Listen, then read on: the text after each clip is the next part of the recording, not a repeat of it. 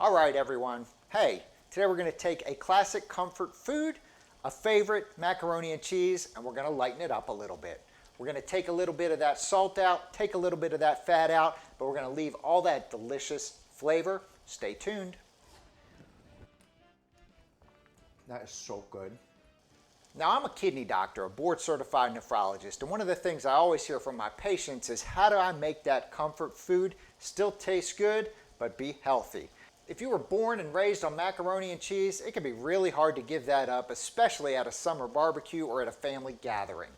So today we're going to take macaroni and cheese, and we're going to make it a little healthier. This is probably my favorite recipe from my book, The Cooking Doc's Kidney Healthy Cooking, and my daughter has been asking me to make this for months, so I figured I'd make it and I'd share it with you all as well. Now, what is it about macaroni and cheese that's so good? Is it the texture? Is it the flavor? Is it the fact that your mom used to make it at home? It used to come in a box even. There are all kinds of things about macaroni and cheese that bring back great memories. The problem I have with macaroni and cheese is sometimes it's made from a box, and if it's not, if it's made from scratch at home, sometimes it's made with whole milk, lots of cheese, overwhelmingly creamy, and it's really not the best for you, especially if you have diabetes or high blood pressure or heart disease, or if you're just trying to stay with a healthy eating pattern that you've worked so hard to develop. So are you ready to go? All right, let's get cooking. Now, the great thing about this macaroni and cheese is that it can be made in one pot, and it can be made plant-based if needed.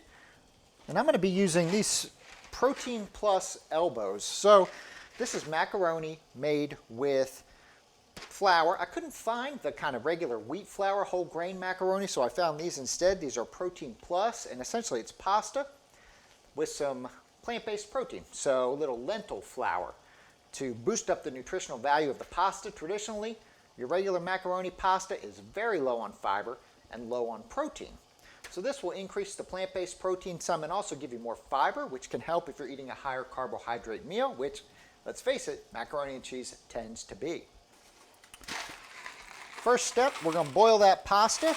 So we got a whole box of pasta going right into our boiling water.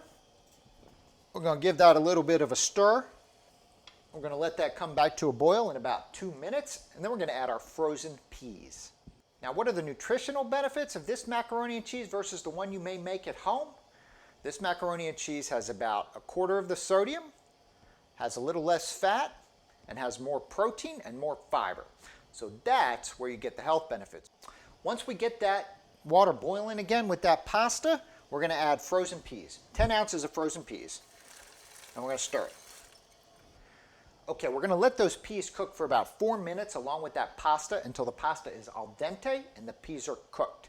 Now, why frozen peas? Say it with me now. Frozen peas, inexpensive, plant-based protein, great addition to any cooked pasta meal. The other thing about peas, if you have advanced kidney disease, plant-based protein that's low in potassium. Sometimes that's hard to find, and if you're on a potassium-restricted diet, peas are a great addition to whatever meal you're making. Now, if you're cringing because I'm adding vegetables to the macaroni and cheese, I hear you. Stick with me, though. This is not your traditional macaroni and cheese. Alexa, what's my timer at? There are no timers set. Whoops. Alexa, set a 3-minute timer. The other thing that's great about this dish is it's one pot. Who doesn't love a one-pot meal?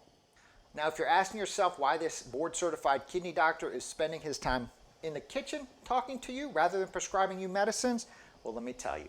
I believe in the power of your plate. I believe in empowering you to use food to better your health, and I believe that small changes in your diet and in your lifestyle can make tremendous benefits in your overall health. Now, I believe in all that, and I also don't want you to give up your flavor.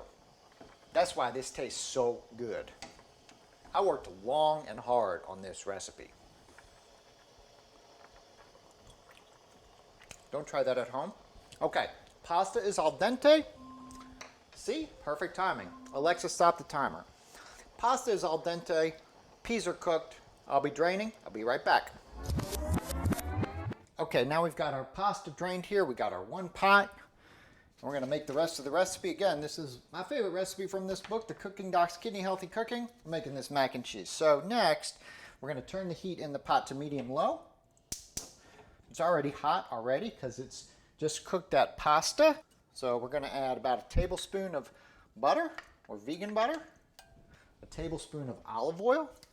Now this combination of olive oil and butter is a great one. Now once that butter is melted, we're going to add 2 tablespoons of all-purpose flour and just really kind of stir it around. Try not to let it clump up too much.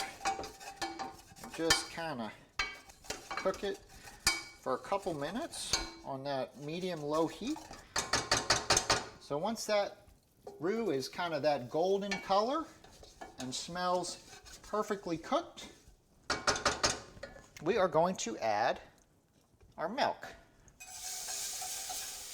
Turning the heat up to medium. Okay, now this is where it gets difficult, okay? You don't want that roux to clump up too much. You see that beautiful texture there? Exactly what we're looking for. Now I'm using 1% milk here, which will keep the fat content down a little bit. You can also use non-dairy milk. Now we're going to add no sodium vegetable stock. This is about 1.25 cups. Stir that together. Now we're going to let that simmer for about 5 minutes until it gets thickened. Come on. Once that mix starts to simmer just a little bit, we're going to add our hot sauce. Pro tip, hot sauce is a great way to add flavor without adding a lot of salt, especially if you choose a hot sauce that is lower on the sodium range. So we're going to add about 1/2 teaspoon of hot sauce in. So now that that sauce is thickened, I'm going to add our cheddar cheese. Now, this is 2 cups of shredded fresh cheddar cheese. You can mix it up, use whatever kind of cheese you want. Now, most cheeses are high in phosphorus. So if you're really trying to avoid high phosphorus foods because you have advanced kidney disease, you can cut this down to 1 cup. But this is where it gets fun. Add some cheese, stir. I often also make this with dairy-free cheese.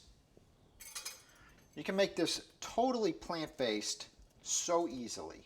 Okay, now comes the fun part. Macaroni and peas meet cheese.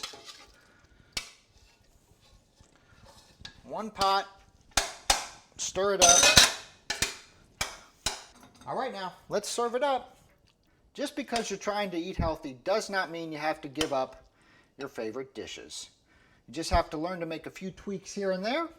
But remember, you're going to have to change your buds a little bit because although this is delicious, it does not taste the same as your Kraft boxed macaroni and cheese or the macaroni and cheese your mom probably made at home.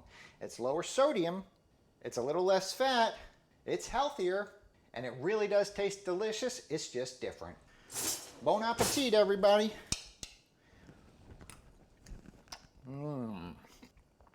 That is so good. Thank you so much for watching today. Make sure you check out my website, cookingdoc.com, as well as my book, where this recipe came from, The Cooking Doc's Kidney Healthy Cooking, a modern 10-step guide to preventing and managing kidney disease. Macaroni and cheese, comfort food, lightened up a little bit. I'll see you next time.